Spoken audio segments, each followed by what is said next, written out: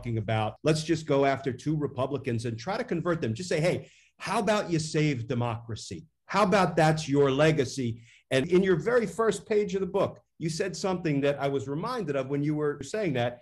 You said, it's a vagrant winter and you can't sell consciousness. Nobody's buying it. Hell, you can't even give it away. And I think there's a similar theme there to what you were just saying. You can't even give decency and patriotism away. It's that movie, Don't Look Up. You see that movie? Yeah. That's what it is. Yeah. That's just barely an exaggeration. You know what I mean? I'm looking at this movie. I didn't find it that funny because I'm like, this is actually too close to reality to be funny. There's a comet going to blow up the earth and no one wants to believe it.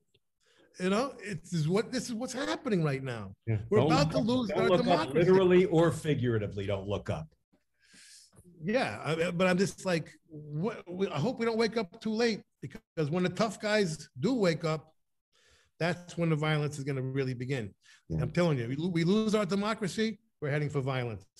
And I hate to say that, okay, but I'm telling you right now, these militia guys, they think they're so tough, and they think they're the only ones, that want to fight. Wait till we lose our democracy. Then you're going to see what happens, and it's going to be too late at that point, and we're very close to too late right now, and this mansion and cinema, I hope they're proud of themselves. They destroyed the Biden administration. They're dead. I don't care what happens. They've destroyed the Democratic Party. They've betrayed their own constituents. Okay, they haven't helped their constituents. They've turned down all of these things that were going to help their own constituents. If people actually examine what they're turning down, And by the way, Bernie Sanders' $6 trillion was still too low. When you actually go down line item by line item, which I was calling for 6 months, I'm like, why is everybody saying that what was the original thing, the 3 trillion, whatever the original thing was, the original 3 trillion, saying how expensive it was. I'm like, wait till we see the line items. Why don't we see what's exactly being spent before we say, yeah, 3 trillion does sound like a lot of money. No kidding, but is it? Okay. And it turns out that it's not, because of the complete, ignoring our messaging failure. 50 years. Yeah. But, you look at the line items and you realize, we could have used that 6 trillion, we could have used more than that, actually. And in the end, again, our friends, our friendly journalists have let us down over and over also here. So let me try to finish on an up note, because we've been talking a lot of gloom and doom, and that's because we're living in a nation of gloom and doom right now. What do you see as the future of rock and roll? And then the finish up question is, what's ahead for you professionally? What are you up to? We are back to being a cult, pretty much back to 1955, and maybe that's where we belong. I think the rock era was probably an anomaly, a blip on the radar screen of history. We hopefully enjoyed it while we had it, but I think it's going to be looked at as an extremely unusual event. And I believe the 60s will be studied for hundreds of years to come. That's my own belief. But we're back to being a cult. And I spent the last 20 years now trying to recreate some infrastructure, which is all gone, to help this cult become a healthy cult. I'm just trying to get to the point where people can make a living playing rock and roll. That's all I'm trying to do. I mean, it's an endangered species for sure.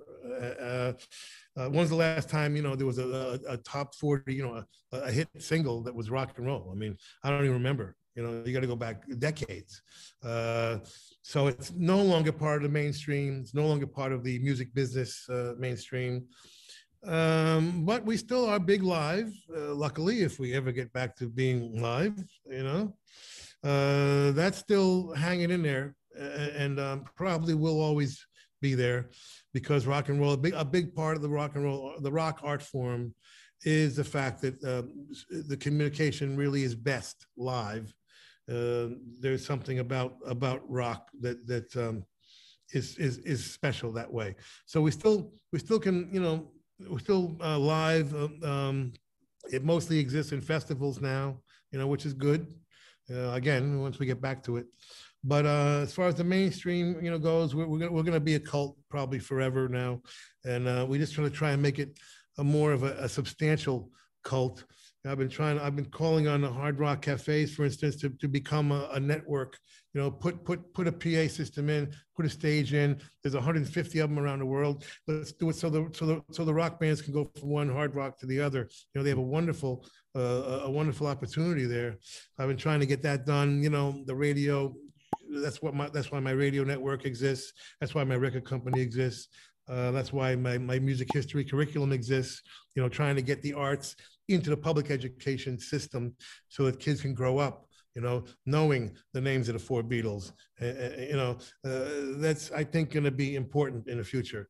So trying to infuse this very, very distracted world, make sure that we get the arts covered, turn STEM into STEAM, science, technology, engineering, and math.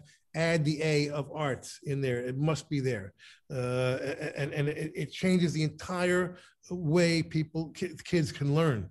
And they need it now. It's more important to teach kids how to think than what to think, and the arts plays a wonderful role in that. So we're just trying to keep things alive, make sure that this art form continues to exist. So I got two things here that you're going to hear me spitting out, and I'll probably pretend that I came up with it, but I may give you attribution every now and then, because believe it or not, a gutter kid from Jersey, they let me run my mouth on TV every once in a while, which I still don't understand. But voter nullification, you're going to hear me talking about voter nullification, and what just hit me, turned STEM into STEAM, which I hadn't heard before, but I've heard it now. And you know what? My little tiny platform, going to hear more about it. Great. And then finally, Steven, what's next for you? I don't know. I'm looking around now.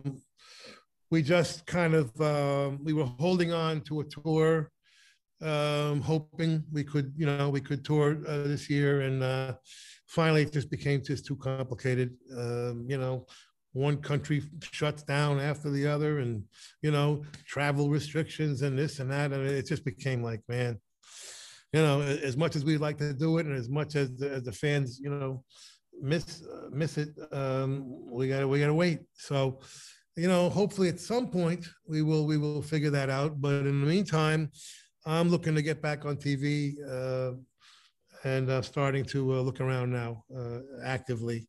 I got 5 scripts, of possible TV shows, and I'm even looking to see if Lilyhammer can be brought back, because it was the first Netflix show before anybody knew what Netflix was, and it's been getting bigger and bigger ever since. I mean, I get more and more people discovering Lilyhammer every day on Twitter, and so I think we could actually bring that show back, and it would be much more popular than it was in the beginning.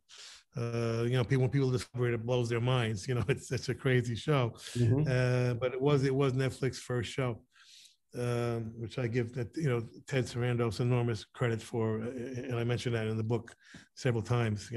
Incredible courage to have a first show be a show with subtitles, a local Norwegian show with subtitles. And the way you tell the story about the ups and downs of Lilyhammer in this book is it's riveting, which, frankly, I think you want an idea for a movie project. How about a movie of Unrequited Infatuations, the life of Steven Van Zandt, Miami Steve, Little Steven?